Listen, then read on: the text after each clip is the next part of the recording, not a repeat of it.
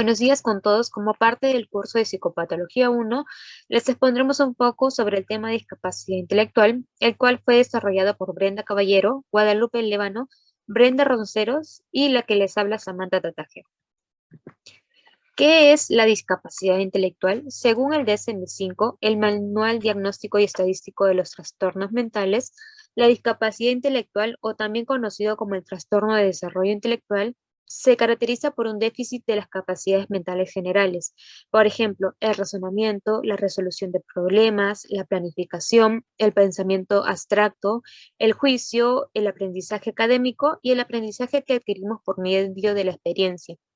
Esto implica una serie de limitaciones significativas del funcionamiento intelectual como del comportamiento adaptativo que le permite a la persona responder a diversas situaciones que se le presentan, por lo cual el individuo no logra alcanzar los estándares de independencia personal y de responsabilidad social.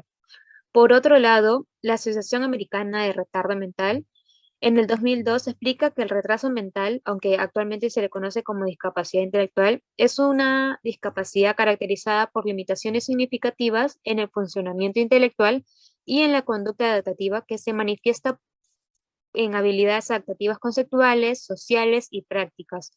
Recordemos que esta discapacidad comienza antes de los 18 años. Pero ¿cuáles son los signos que presenta la discapacidad intelectual?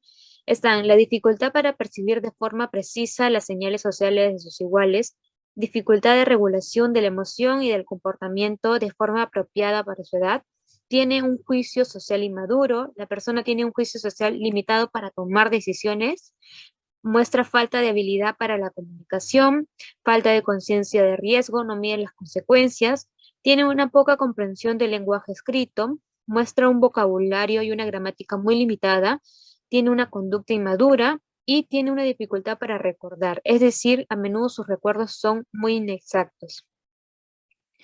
En los síntomas que presentan están la autogestión del comportamiento, desregulación del estado de ánimo, muestra irritabilidad, hostilidad, es decir, tiene crisis explosivas, muestra problemas alimentarios y problemas para dormir. Los criterios de diagnóstico.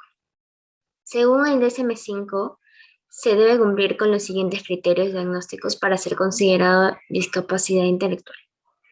Las deficiencias de las funciones intelectuales, como el razonamiento, la resolución de problemas, la planificación, el pensamiento abstracto y aprendizaje a partir de la experiencia, confirmados mediante la evaluación clínica y pruebas de inteligencia estandarizadas e individualizadas.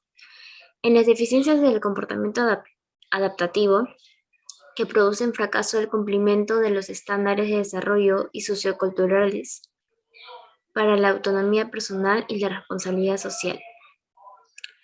El inicio de deficiencias intelectuales adaptativas durante el periodo de desarrollo, infancia y adolescencia. Según el CIE-10, debe tener niveles. Tiene que ver grados.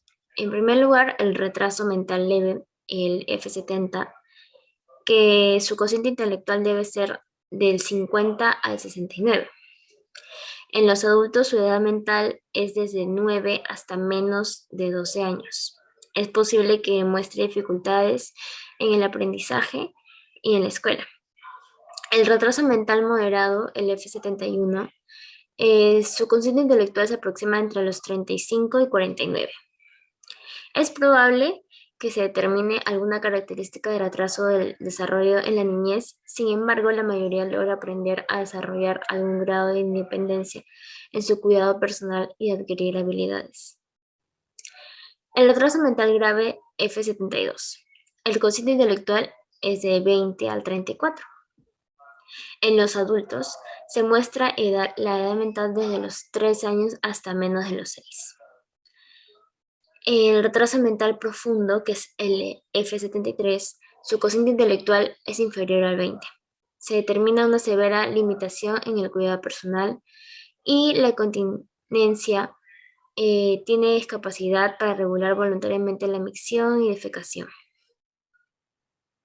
Los factores que explican el trastorno Puede ser varios, como los biológicos, ambientales, adquiridos y socioculturales. Vamos a explicar cada uno de ellos. En los biológicos, puede ser a causa de prenatales, como alteraciones cromosómicas, alteraciones congénitas del metabolismo y alteraciones en el cerebro. En las ambientales, puede ser por una desnutrición materna, el consumo de fármacos en el embarazo, diabetes mellitus, la radiación, el parto prematuro, la presión arterial en la madre, el consumo de sustancias tóxicas y nocivas como el tabaco y el alcohol. En las causas postnatales puede ser como un traumatismo craneal o una meningitis. En los factores adquiridos puede ser un descuido en el neonato, en el bebé recién nacido, las cuales puede ser una contusión cerebral, una infección como la encefalitis, una malaria, sarampión, epilepsia, meningitis, incluso la desnutrición. En las socioculturales debe ser el miedo a saber que el niño puede presentar alguna discapacidad. En consecuencia, no se le estimula desde pequeños y esto ocasiona que tarden en adaptarse a su entorno, con lo que ya ha nacido. Ahora yo les voy a hablar acerca de la comorbilidad de la discapacidad intelectual. Bueno, aquí tenemos a ciertas alteraciones. Por ejemplo, hay problemas auditivos como la hipoacusia, y ese es el caso en la cual se da acerca del síndrome de Down. Alteraciones en el lenguaje, como los errores en la articulación, en la comprensión y expresión sintáctica, ya sea en las alteraciones como la fonética y la fonología. Es decir, por ejemplo, en el balbuceo, en los niños, en los bebés muy pequeños, el balbuceo no es muy rico. Tiene con menos diversidad vocal, ¿no? Y bueno, en el desarrollo fonológico llega a ser similar al de niño normal en cuanto a un número de fonemas aprendidos, pero más lento más lentos es su desarrollo en el tiempo. También vemos en las evaluaciones cognitivas que hay alteraciones en la atención, en la memoria, en los problemas cognitivos que facilitan el proceso de demencia a temprana edad. Y bueno, en estas habilidades cognitivas se da dificultades, por ejemplo, en la atención, en la memoria, como lo mencionamos, en la memoria de trabajo, en la memoria sensorial y bueno, el control también ejecutivo de la conducta y una memoria a largo plazo. Ahora también vemos que va acompañado de la epilepsia, otra enfermedad, ¿no? Y bueno, lo que básicamente aquí es que la propia existencia de crisis epilépticas suele estar asociada a trastornos genéticos. Y bueno, siempre vemos que las personas con discapacidad intelectual y la epilepsia presentan un riesgo elevado de la muerte prematura, ya que esto se da por las alteraciones en los neurotransmisores excitadores e inhibidores. Y bueno, también tenemos enfermedades como la depresión, la esquizofrenia, los trastornos de conducta, el trastorno espectro autista, el trastorno de la ansiedad y trastornos de la personalidad que van acompañados a la discapacidad intelectual. Seguido a eso, vamos a ver acerca de la evaluación del tratamiento. Esta evaluación que se le hace a las personas que tienen la discapacidad intelectual es una evaluación multidisciplinar porque ve varios aspectos. En este caso, hemos dividido entre 5 dimensiones diferentes. Y bueno, a ver, en la cual se va a hacer la evaluación para ver si realmente la persona tiene este trastorno, ¿no? A ver, en la primera dimensión, lo que se evalúa son las habilidades intelectuales.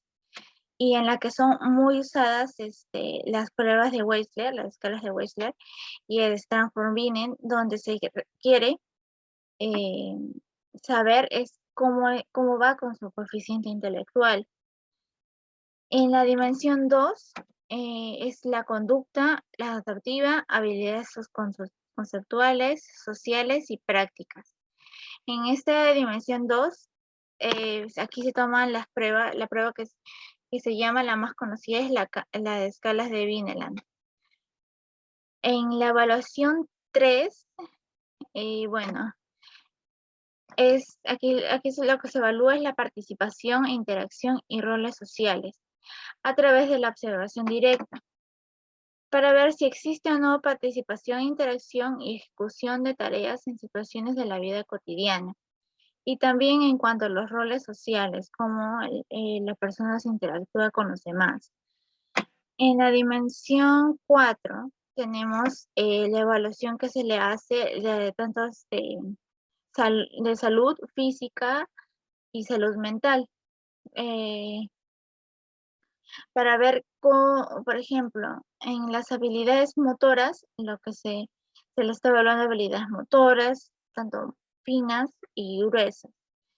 Y por último tenemos en la dimensión 5, que viene a ser los contextos ambientales, el contexto ambiental y cultural. Es la evaluación del contexto en el cual cómo se va desarrollando la persona en los diferentes aspectos, ¿no? Cómo es su conducta, ¿no? Nos ayudará a comprender más, mejor en las demás dimensiones ya mencionadas previamente. A continuación voy a explicar acerca de los tratamientos. En primer lugar tenemos a la terapia psicopedagógica, la cual trabaja directamente sobre los trastornos que involucran el área cognitiva, como son procesos de atención, memoria, sensopercepción y en especial la estructura del pensamiento, que es fundamental para el proceso del aprendizaje y vital para el desarrollo integral de niños y niñas. Luego tenemos la terapia de la conducta y terapia cognitivo-conductual, que son las más usadas de modo particular si es que existen problemas de comportamiento, la cual permiten que el niño adquiera habilidades y modos de respuesta que le ayuden con su adaptación. La terapia cognitivo-conductual se recomienda cuando los menores con discapacidad presentan sentimientos de incompetencia y expectativas de logros negativas. Asimismo, tenemos la terapia del habla y lenguaje, que son cruciales para comunicar los sentimientos y pensamientos. Los niños con discapacidad intelectual a menudo muestran dificultades significativas en el habla y en el lenguaje, pues la investigación ha demostrado que una aplicación sistemática de las técnicas de lenguaje es eficaz en la promoción del habla, el lenguaje y la capacidad de comunicación en niños con discapacidad intelectual. De allí tenemos la terapia física y ocupacional, que puede contribuir al tratamiento, dado que a menudo se acompaña de una dificultad funcional, falta de coordinación y un lento desarrollo en las habilidades motoras. También hay un tratamiento farmacológico, pero en este caso la elección del fármaco y su vía de administración depende mucho del diagnóstico y de la severidad del trastorno. A continuación presentaré el caso clínico. Como datos generales tenemos de nombre Rafaela. Es de sexo femenino, edad 11 años con 6 meses, actualmente está cursando el 5º grado de primaria y como diagnóstico tiene síndrome de Down asociado a discapacidad intelectual moderado.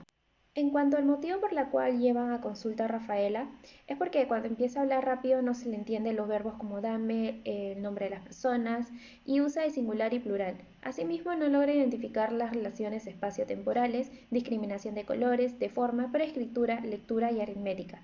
También su repertorio es muy limitado, del mismo modo que tiene problemas con las trabadas, por lo que no se le entiende mucho. Como antecedentes, en cuanto a su desarrollo del lenguaje, a los 7 años mencionó de 2 a 3 palabras, a los 9 años el padre la pudo entender mucho mejor.